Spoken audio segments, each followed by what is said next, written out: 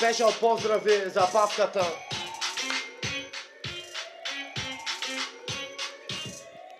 Мисля, че папката ми е верно, па той не е този, дето чака май да лавери.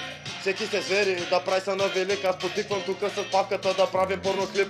Аз и ти и твоята майка, а тя тука на пишката ми мисля, че отскоро се вайка. А тази папка омайна, папката я вади пак да натъпче на путката на майка ти, бе, брат. Още от малки, свикнали сме тук да ви казваме, че ви сте жалки. Тези поправки не сме ги правили ние, но мислиме, че ви за нас сте просто тъпи поми. Ви сте смешни, нали? И това мисля, че си личи. Всеки тук ще каже, че барал е моите мъджи. Може да ги лежеш, брат, да ги гледаш пак. Тука моля ти се путка, защото аз съм пухалат. Щото излязах си сега от панята. Мога да кажа, че тука пак на гости канята. Докато аз съм гол, ей сополта. Лапаш ми тука, защото ще вляза в този фол.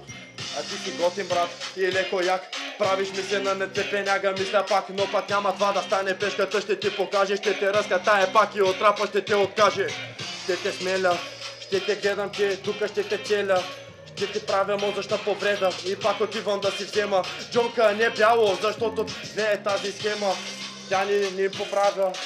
Тя тука мисля, че пак от рапа ни изкара. Не поставя всеки втори брат, пак то няма да ви кажа тука, че с павката ще правим рап. А той виси.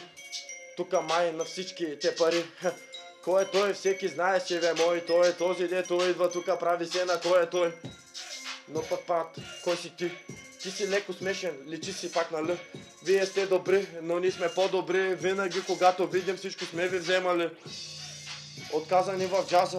Пешката влезе тука на фри и ви смаза. Голо душа и излизам, да ви душа не слизам. Ви сте смешни поми, пуша и влизам. На краен такт, пак отказах ви, брат, защото правя готин рап. Леко велик, но леко ви докарвам тик. Аз съм то шизофреник, дето прави то готин клип. Мога да махна си хавлията, Путко ще дойдеш и да набиеш ми чекията.